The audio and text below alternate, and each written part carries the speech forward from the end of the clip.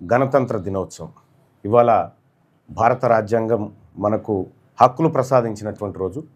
ఇవాళ భారత రాజ్యాంగం అమల్లోకి వచ్చినటువంటి రోజుగా మనం చెప్పుకుంటూ ఉంటాం 26 జనవరిని. ఈరోజు అత్యంత కీలకమైంది. ఈ భారత భూభాగం మీద ఉన్నటువంటి ప్రతి మనిషికి హక్కులు పంచిచ్చినటువంటి రాజ్యాంగం అమలైనటువంటి రోజు. ఒక మనుషులకి కాదు, ఈ భూమి మీద ఉన్నటువంటి ప్రతి జీవికి. కుక్కను బహిరంగంగా చంపితే కేసు, ఎందుకంటే దానికి హక్కులు ఇచ్చింది గవర్నమెంట్, ఏది రాజ్యాంగం. కుక్కలను కానీ చీమకు కూడా ప్రతిదానికి భారత రాజ్యాంగం హక్కులు ఇచ్చింది. సో అటువంటి గొప్ప రోజు. అంతకంటే ముందు మనం ఎవరు తనినా పట్టించుకుంటోడు లేడు, కేసులు పెట్టేవాడు లేడు, ఏం లేదు. తంతర్వా అట్లేదు అంటారు అనేది. రాజ్యాంగం వచ్చినాక అట్టెట్టదంతవు రాని కాడికి వచ్చింది అన్నట్టు. రాజ్యాంగం అది తీసుకొచ్చింది. అయితే భారత రాజ్యాంగం అమల్లోకి వచ్చింది. కానీ రాజ్యాంగం అమల్లోకి వచ్చిన తర్వాత కూడా ఇవాళ ఈ దేశం పరిస్థితి ఎక్కడి నుంచి ఎక్కడికి పోయింది? ఈ దేశంలో సంపద లేదా? ఈ దేశంలో వనరులు లేవా? ఈ దేశంలో మానవ సంపద లేదా? మేధావులు లేరా? అంటే అన్నీ ఉన్నారు, కానీ దరిద్రమైన పాలకులే ఈ దేశానికి పెట్టిన శని. ఆ రోజు బాబాసాహెబ్ అంబేద్కర్ గారు ఈ సమాజాన్ని ఉద్దేశించి ఈ సమాజ లోతుపాతులు తెలుసుకొని వారికి ఏ హక్కులు కావాలి, ఎట్లా బ్రతకాలి, ఈ దేశం ఎట్లా ముంగడికి పోవాలనేటువంటి అనేకమైనటువంటి ఒక విస్తృతమైన ఆలోచనల మధ్య భారత రాజ్యాంగం నిర్మాణమైంది. కానీ ఇవాళ పరిస్థితి చాలా దారుణంగా ఉంది. అమలైన తర్వాత నుంచి ఈ రోజు వరకు 26 జనవరిలో ఎన్నో పోయినాయి కదా. ఈ సందర్భంలో ఎక్కడన్నా ఈ దేశంలో ఉన్నటువంటి యువతను ఒకసారి చూసుకోండి, దేశం ఆర్థిక స్థితిగతులు చూసుకోండి, సామాన్యుల పరిస్థితి చూసుకోండి. చంద్రబాబు నాయుడు గారు నిన్ననో మొన్ననో స్టేట్మెంట్ ఇచ్చిండు, ఈ దేశంలో నన్ను మించిన సీనియర్ లీడర్ లేడు, సీనియర్ పొలిటీషియన్ లేడు అన్నాడు. నువ్వు ఏలుబడి చేసినటువంటి తెలంగాణ రాష్ట్రంలో, అటు ఉమ్మడి ఏపీలో, లేదంటే ఇప్పుడున్నటువంటి ఏపీలో రేషన్ కార్డుల సంఖ్య పెరుగుతుందా? కంట్రోల్ బియ్యం తినేటోళ్ళ సంఖ్య పెరుగుతుందంటే దాని అర్థం ఏంది? పేదోళ్ళు పెరుగుతున్నట్టే కదా లెక్క.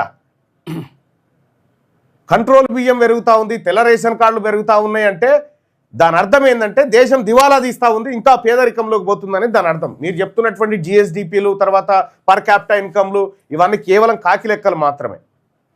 వాస్తవాలు వేరేగా ఉన్నాయి. ఈ భారత రాజ్యాంగం బీసీలకు, మరి ముఖ్యంగా వెనుకబడిన తరగతులకు సౌకర్యాలు కల్పించడంలో కొంత విఫలమైందనేది మాత్రం వాస్తవం. మా వర్గాల నుంచి ఆ ఆందోళన ఉంది. ఆ రోజుల్లో పూర్తి అస్పృశ్యతను ఎదుర్కొంటున్నటువంటి ఎస్సీ ఎస్టీలకు భారత రాజ్యాంగం రిజర్వేషన్ కల్పించింది చట్టసభల్లో.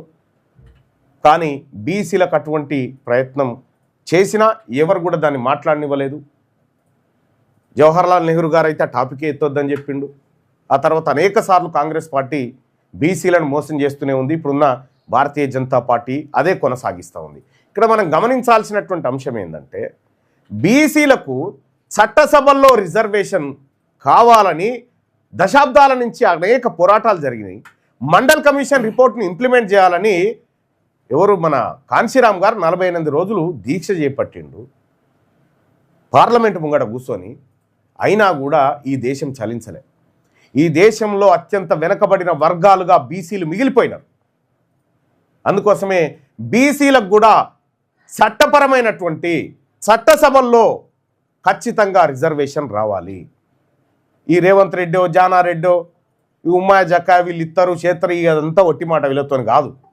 వీళ్ళు ఎంతసేపు ఉన్నా బీసీల మీద బండెత్తేస్తాను తప్ప దేనికి పనికిరారు.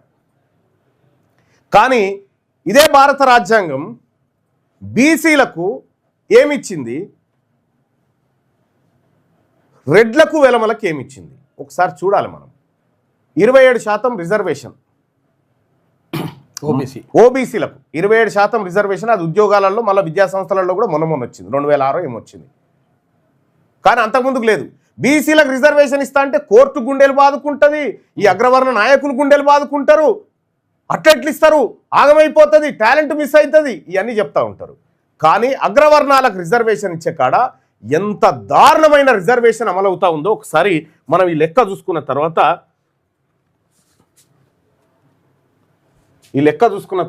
మిగతా చోటికి పోదాం. క్లోజ్ చేయాలి. ఇప్పుడే జెండా ఆవిష్కరణ జరిగింది మా కార్యాలయంలో. అది ఇంటూ మార్క్ క్లోజ్ రైట్. ఇది ఈ దేశంలో ఈడబ్ల్యూఎస్ పేరు మీద దొంగతనంగా అప్పర్ క్యాస్ట్ వాళ్ళు వాడుకుంటున్న రిజర్వేషన్. వీళ్ళు 50% స్లాబ్ దాటినా ఏం కాదు, కానీ బీసీలు దాటొద్దట.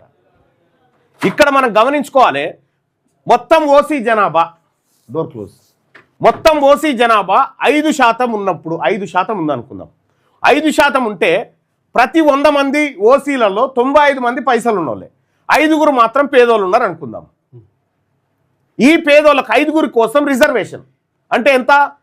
రాష్ట్ర జనాభాలో వాళ్ళ పర్సంటేజ్ ఎంత అవుతుంది? 0.25 అవుతుంది. 0.25 వాళ్ళకి 10% రిజర్వేషన్. పోనీ వాళ్ళ జనసంఖ్య అందులో 90 మందికి పైసలు ఉన్నాయి, 10 మంది దగ్గర లేవు అనుకుందాం. ఆ 10 మంది జనాభా కూడా రాష్ట్ర జనాభాలో ఎంత అవుతుంది? 0.50% ఆ 0.5%కు 10% రిజర్వేషన్. ఇక్కడ పోనీ ఓసీలలో 80 మంది దగ్గర పైసలు ఉన్నాయి, 20 మంది దగ్గర లేవనుకుందాం. 20 మంది పేదోళ్లకు ఈడబ్ల్యూఎస్ ఇస్తారు అనుకుందాం. వీళ్ళ సంఖ్య ఎంత అవుతుంది? 1% అవుతుంది. 1% అనికి 10% రిజర్వేషన్. పోనీ వాళ్ళ ఓసీలలో ప్రతి 100 మందిలో 70 మంది దగ్గర పైసలు ఉన్నాయి, 30 మంది దగ్గర లేదనుకుందాం. వీళ్ళు రాష్ట్ర జనాభాలో ఎంత అవుతారు? 1.50% అవుతారు. కానీ 1.50% వాళ్ళకి ఎంత పర్సెంట్ రిజర్వేషన్? 10% రిజర్వేషన్. ఇక్కడ పోనీ ఓసీలలో ఇంకా ఎక్కువ పేదలు ఉన్నారా అనుకుందాం. 160 మంది దగ్గర పైసలు ఉన్నాయి, 40 మంది దగ్గర లేవనుకుందాం. ఈ 40 మంది రాష్ట్ర జనాభాలో ఎంత అవుతారు? 2% అవుతారు. ఈ 2% పబ్లిక్ ఎంత ఇస్తున్నారు రిజర్వేషన్? 10%. ఇక్కడ పోనీ 50% మంది పేదోళ్ళే ఉన్నారు రెడ్లల్లో వెలమల్లో అనుకుందాం. వాళ్ళకు 50% మంది పేదోళ్ళు ఉంటే 50% మంది ధనవంతులు ఉన్నారు. ఈ 50% మంది రాష్ట్ర జనాభాలో ఎంత అవుతారు? 2.5%. 2.5% వాళ్ళకి ఎంత రిజర్వేషన్? 10%. ఒక్కనోగానికి 4 రిజర్వేషన్లు అన్నట్టు ఈ లెక్కన. అంతే, ఒక్కనోగానికి 4. పోనీ వీళ్ళు 5% ఉన్నప్పుడు ఈ లెక్క అనుకుందాం. ఓసీ జనాభా అంతకంటే ఎక్కువ మేము 10% ఉన్నాం అన్నారు అనుకో. సరే, 10% ఉంటే ప్రతి 100 మందిలో 95 మంది పైసలు ఉన్నోళ్ళు అనుకుందాం, 5 లేవనుకుందాం. ఈ లేని 5 ఎంత రిజర్వేషన్ ఇస్తా ఉన్నారు? 10%. ఇక్కడ 90 మందిలో పోనీ 50 మంది అనుకో, 50 మంది పేదవాళ్ళు ఉన్నారు, 50 మంది ధనవంతులు ఉన్నారా మా ఓసీలలో అనుకో. వాళ్ళు ఎంత అవుతారు? రాష్ట్ర జనాభాలో 5% అవుతారు. 5% మనకి 10% రిజర్వేషన్ ఎట్లా వస్తుంది?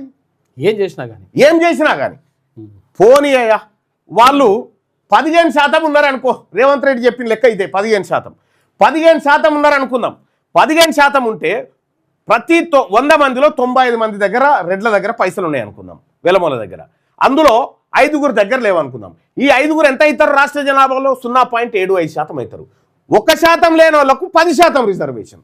ఇక్కడ పోనీ ఇదే అగ్రవర్ణ పేదలలో 70% మంది దగ్గర పైసలు ఉన్నాయి, 30 మంది దగ్గర లేవనుకుందాం. ఈ 30% మంది రాష్ట్ర జనాభాలో ఎంత పర్సెంటేజ్ అవుతారు? 4.50 అవుతారు.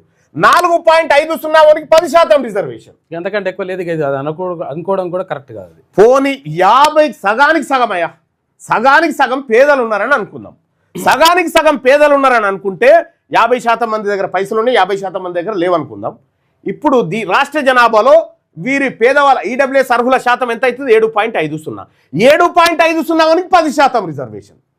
వీళ్ళ లెక్క ప్రకారమే 7.5 10% రిజర్వేషన్. 50% మంది ఉంటే అది ఉంటే కూడా వాళ్ళు కేవలం 0.75%. 0.75% వాళ్ళకి 10% ఈడబ్ల్యూఎస్ రిజర్వేషన్ అమలవుతా ఉంది. ఈ దేశం, ఈ రాజ్యాంగం వాళ్ళకి ఇచ్చింది. ఈ రాజ్యాంగాన్ని వాళ్ళు కమ్మలు మార్చుకున్నారు, వాళ్ళు చింపేసుకొని కొత్త కమ్మలు రాసుకున్నారు ఈ రాజ్యాంగంలో. ఇదే బీసీలకు మాత్రం 162% ఉన్న బీసీలకు 27% రిజర్వేషన్. 162 ఉన్నోనికి 27%, 27 ఇస్తున్నారా? 105 లేనోనికి 10%. 27 కూడా లేదు. ఇది భారత రాజ్యాంగం ఇస్తున్న రిజర్వేషన్ విధానం. బీసీలారా, ఇన్ని సంవత్సరాలు 76 సంవత్సరాలు గడిచిపోయింది కదా మనకు. ఏది స్వతంత్రం వచ్చి ఏది భారత రాజ్యాంగం అమలైపోయి 76 సంవత్సరాల నుంచి ఈ రోజు వరకు ఏం జరుగుతుందా? 1950 నుంచి ఇగో ఇది వీళ్ళ రిజర్వేషన్ ఫ్యాక్టరు. మనకేమో ప్రతి 10 మంది ఉంటే మనకు ఒక్కరికి రిజర్వేషన్ వస్తుంది. ఈడు ఒక్కడుంటే వానికి 10 రిజర్వేషన్లు. ఎస్, ఇంకో ఇది ఈ దేశంలో అమలవుతున్న రిజర్వేషన్ సిస్టమ్. ఎస్సీ ఎస్టీలకు వాళ్ళ జనాభా దామాషా ప్రకారం భారత రాజ్యాంగం స్టార్టింగ్ లోనే కల్పించింది. వాళ్ళు ఎంత ఉన్నారో వాళ్ళకి కల్పించింది, అయిపోయింది. మరి ఇక్కడ బీసీల విషయంలో ఎందుకు ఇట్లా జరిగింది? ఎందుకంటే బీసీలు ఈ దేశంలో ఈ రాష్ట్రంలో అధికారంలో లేరు కాబట్టి వాళ్ళ గురించి పట్టించుకుంటోడు లేడన్నట్టు. ఇట్లా ఇన్ని రకాలుగా ఇదంతా క్లియర్ డాటా కదా. ఏ పత్రిక అన్నా తెలంగాణ రాష్ట్రంలో కానీ ఈ దేశంలో ఉన్న కొన్ని నేషనల్ మీడియా వేస్తాయి కానీ ఈ తెలంగాణలో ఉన్న ఏ పత్రిక అన్నా ఇగో ఇదిరా జరుగుతున్న అన్యాయం బీసీలకు కానీ ఒక్క పత్రికనన్నా పెట్టిందా? ఎప్పుడన్నా చర్చకు పెట్టిందా? 42% రిజర్వేషన్ బీసీలకు కావాలంటే కోర్టుకు పోయి ఆపిన రెడ్లు మరి ఇది ఎట్లా ఇంప్లిమెంట్ అయింది? అదే కోర్టు వీళ్ళకి ఇయ్యొచ్చు అని చెప్పింది, మనకి ఇయ్యొద్దని చెప్పింది. ఈ కోర్టు ఇది న్యాయం, మనకి ఇయ్యొద్దట, వాళ్ళకి ఇయ్యాలన్నట. వాడు ఒక్కడు కూర్చుంటే 10 బిర్యానీలు పెడతారట, మన వాళ్ళు 10 మంది కూర్చుంటే ఒకటే బిర్యానీ పంచుకొని తినన్నట. ఇగో ఇది వాళ్ళ కథ. ఇది ఈ దేశంలో రాజ్యాంగం కథ. ఈ రాజ్యాంగం ఈ పౌరులకు ఇచ్చినటువంటి హక్కులు, రిజర్వేషన్లు గివి. పన్నులు కట్టాలి. పన్నులు మరి 10 మంది బీసీలను కూర్చున్నాం, 10 మంది దగ్గర పన్నులు వసూలు చేసిరు. 10 మంది దగ్గర పన్నులు వసూలు చేసిరు. ఎంతమందికి పెడుతున్నారు అంటే 10 మందికి పెట్టాం, మేము ఒక్కరికి పెడతాం. మళ్ళా 10 మంది దగ్గర పైసలు వసూలు చేసి ఒక్కరికి బిర్యానీ పెట్టిండ్లా.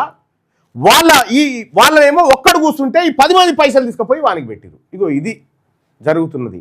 ఇవాళ తెలంగాణ రాష్ట్రంలో బీసీ నిరుద్యోగులు చాలామంది అన్న నువ్వు నిరుద్యోగుల గురించి మాట్లాడాలన్నా అంటాడు, నోటిఫికేషన్ల గురించి నోటిఫికేషన్ లేచి వీళ్ళని నోట్ల పోయి అన్న తీసుకుపోయి మా వాటా మాకు తేలాలని కొట్లాడుతున్నాం కదా.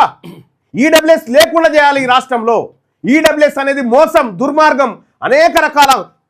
ఎంత దుర్మార్గం అంటే ఇక చూడ్రి, గతంలో వీళ్ళు ఎవరు యాదవత్రయం కొట్లాడింది మహిళా రిజర్వేషన్కి సంబంధించి వచ్చినప్పుడు మహిళా రిజర్వేషన్ ఆపాలన్నదే పెద్దగా చూపించారు తప్ప, అయితే ఆ మహిళలలో మా బీసీ మహిళలు లేరు అని అడిగిరు వాళ్ళు. అవును, మహిళలలో మా బీసీ మహిళలు ఉంటాయి కదా, మాకు రిజర్వేషన్ బరాబర్ మా మహిళలకు కూడా కల్పించండి, అప్పుడే ఈ మహిళా రిజర్వేషన్ అమలు చేయాలని చెప్పారు. అప్పుడు అట్టెట్లయితే అన్నారు. ఇప్పుడు అనుకుంటున్నారు 100% అన్యాయం జరుగుతుంది. రెడ్డి గారు ఉంటే రెడ్డి గారు భార్యనో లేకపోతే ఇక చూడ్రి ఏం జరుగుతుందో చూడ్రి. బీసీలారా, బీసీలకు ఏం జరిగిందో చూడ్రి. ఇది క్లోజ్ చేయన్నా. ఇక చూడ్రి, ఇగో ఇది ఎంత ఈడబ్ల్యూఎస్ ఎంత దుర్మార్గం చూడండి. డబ్బులు ఉన్న అగ్రకుల పేదలు బీజేపీ కాంగ్రెస్ రెండు ఎంత దుర్మార్గంగా రిజర్వేషన్ తెచ్చాయనేది ప్రధానంగా చూస్తే ప్రతి బీసీ బిడ్డకు రక్తం మరిగిపోతుంది. బీజేపీ యొక్క దుర్మార్గం బీసీలకు కొన్ని తరాల్ని వెనక్కి నెట్టుతుంది. ఇగో నీట్ ఎంబీబీఎస్లో All India Institute of Medical Science Mangalagiri cut off మార్కులు చూడ్రి. ఓబీసీలకేమో 1733 ర్యాంకు తర్వాత వస్తే ఇక సీట్ రాలే. అదే రెడ్లకేమో 3000 చదువు రాకపోయినా ర్యాంక్ ఇచ్చి ఉద్యోగం ఏది సీట్ ఇచ్చారు. రెడ్లకు, వెలమలకు, అప్పర్ క్యాస్టులకు అంతా. ఇగో ఓబీసీ వాళ్ళకు 2500 పైకి ర్యాంక్ వస్తే లేదు ఇక సీటు. అదే ఈడబ్ల్యూఎస్ వాళ్ళకు 4000 దాకా వచ్చినా రెడ్లకు, వెలమలకు ఇచ్చేసారు. ఇగో ఇది మన బతుకు. డబుల్. నేను అడుగుతా ఉన్నా, మన బీసీ బిడ్డల కంటే 1525 ర్యాంక్ ఎక్కువ వచ్చిన సీట్స్ పొందిన అగ్రకులాల వాళ్ళు పేదలంట. ఇది ఎంతమందికి తెలుసు? గొర్రెలు మాదిరిగా ఆలోచన లేకుండా ప్రశ్నించడం చేతగాని మన బీసీ రాజకీయ నాయకులు, మేధావులు, చదువుకున్న విద్యావంతులైనా మన ఈ సమాచారాన్ని మన వర్గాలకు వివరంగా చెప్పండి. మన వాటా భాగం మనకు రావాలి. మోసం చేస్తున్న అగ్రకుల పార్టీల రాజకీయం గురించి అందరికీ అర్థమయ్యేలా చెప్పండి. మీరు చెప్తుంది ఇదే కదా. ఏదిరా మా వాటా అని అడుగుతా ఉన్నాం. ఇప్పుడు నేను అడుగుతా ఉన్న నిరుద్యోగ సోదరులను నోటిఫికేషన్ వేసి ఈడబ్ల్యూఎస్ భర్తీ చేయమంటారా? దేనికోసం చేయమంటారు? మా బీసీ బిడ్డలు 10 మంది ఎక్కువ ఎస్ఐలు అయితే తప్ప, 10 మంది ఎక్కువ ఎంఆర్ఓలు అయితే తప్ప, 10 మంది టీచర్లు ఎక్కువ అయితే తప్ప, 10 మందికి ఎక్కువ అవకాశాలు వస్తే తప్ప, అన్యాయంగా ఈడబ్ల్యూఎస్ పేరు మీద దోచుకుంటా ఉంటే నోటిఫికేషన్లు వేయాలని చెప్పి ఈ అగ్రకుల పార్టీలు చెప్తా ఉంటే ఈ పోరగాళ్ళు 2-3 తిరుగుతూ ఉన్నారు. నోటిఫికేషన్లు వేయాలి. ఎప్పుడు వేయాలి? ఈడబ్ల్యూఎస్ను తీసేసేయాలి. మొన్న చూడలే గ్రూప్ 2లో, గ్రూప్ 1లో ఏం జరిగిందో? మొత్తం రెడ్లు 172 మంది రెడ్లు దొరబడ్డారు. దాంట్లో రెడ్లు, వెలమలు 172 మంది అలా దొరబడ్డారు. 563 పోస్టులలో 172 మంది రెడ్లే దొరబడ్డాడు. విషయం ఏంటంటే ఒక విద్యార్థికి సారు చదువు చెప్పిండు, వాడంతా లావర్సిగా తిరిగి పెద్ద పట్టించుకోలే. ఆ తిరిగిన రెడ్డి అని పోరానికి వచ్చింది, చదువు చెప్పిన సార్కు రాలే గ్రూప్ 1 ఉద్యోగం. చాలా మంది జరిగింది ఇది. వానికి చదువు రాదు, వానికి గ్రూప్ 1 వచ్చింది, వానికి చదువు నేర్చుకోరా అని మొత్తం పుస్తకాలన్నీ పఠనం చేసిన సార్కు రాలే గ్రూప్ 1. నేను చెప్తా ఉన్నా నిరుద్యోగ సోదరులారా, ఇక్కడ ఏవైతే ప్రేరేపిత ఉద్యమాలు జరుగుతాయో వాస్తవాన్ని గ్రహించండి. ఇక్కడ ఈడబ్ల్యూఎస్ను ఖతం చేయకపోతే ఎన్ని నోటిఫికేషన్లు వేసినా నీకు ఏమొస్తుంది? ఫస్ట్ ఈడబ్ల్యూఎస్ను అంతం చేయాల్సిందే, లేదా మా వాట మాకిరి, మా పాలు మాకిచ్చేరి. మీరు చెప్పిన దానికి మా లెక్కలు కులగణలో లెక్కలు జరిగి 56 ఇచ్చేరు మాకు, మా 56 మాకు ఇచ్చేరి. మీరు ఇయ్యారని మాకు తెలుసు, అందుకోసమే తీసుకోవడానికి వచ్చినాం. ఇంత అన్యాయం బీసీలకు జరుగుతూ ఉంటే ఇన్ని రకాల, మొన్ననే కదా లెక్కలు చెప్పింది, 11,500 కోట్ల రూపాయలు బడ్జెట్ పెట్టి 2,400 కోట్ల రూపాయలు ఖర్చు పెట్టని దుర్మార్గపు దొంగ అగ్రకుల ప్రభుత్వం ఇదని చెప్పిన కదా, అసెంబ్లీలోనే శాసనమండలిలోనే మాట్లాడి చెప్పిన కదా. ఆర్థిక దోపిడీ, విద్యా దోపిడీ, ఉద్యోగ దోపిడీ, రిజర్వేషన్ల దోపిడీ, సామాజిక దోపిడీ, ఇవన్నీ మా చుట్టూ పెట్టి అగ్రకులాలకు ఇస్తేనేమో వాళ్ళకి ఇవ్వాలన్నట. వాళ్ళకి ఈడబ్ల్యూఎస్ రిజర్వేషన్ ఇవ్వచ్చు అని సుప్రీంకోర్టు చెప్తుంది. ఈడబ్ల్యూఎస్ వాళ్ళకి రిజర్వేషన్ ఇవ్వచ్చు అండి వాళ్ళకట. ఈ ఈడబ్ల్యూఎస్ అంటే ఏందట అంటే పేదోళ్ళట. బీసీలలో పేదోళ్ళు లేరా? తిండి గతిలో ఎస్సీలలో లేరా? ఎస్టీలలో లేరా? వాళ్ళకి మల్లర్లో లేదట. ఈడబ్ల్యూఎస్ కోట ఓన్లీ రెడ్లకు, వెలమలకు, వీళ్ళకి మాత్రమే. ఇలా బీసీలు, ఎస్సీలు, ఎస్టీలు రావద్దట. మళ్ళా ఓపెన్ కేటగిరీలో ఉన్న 50% నుంచి 10% కట్ చేసి వాళ్ళకి ఇచ్చిరు. అంటే బీసీలకు ఓపెన్ కేటగిరీలో కొట్టుకునేటువంటి అవకాశాలు తగ్గించి వాళ్ళకు దోషపెట్టింది ఈ ఈడబ్ల్యూఎస్ అనేది చాలా ప్రమాదకరం. ఈ ఈడబ్ల్యూఎస్ను ఖతం చేస్తుంది తెలంగాణ రాజ్యాధికార పార్టీ. అర్హులైన పేదలు ఎవరన్నా ఒకటి అరా ఉంటే వాళ్ళ కోసం ఆలోచిస్తాం, కానీ ఈడబ్ల్యూఎస్ ఎట్టి పరిస్థితుల్లో మా బీసీ నిరుద్యోగులకు కానీ బీసీ ప్రజలకు కానీ ఎట్టి పరిస్థితుల్లో న్యాయం చేయదు.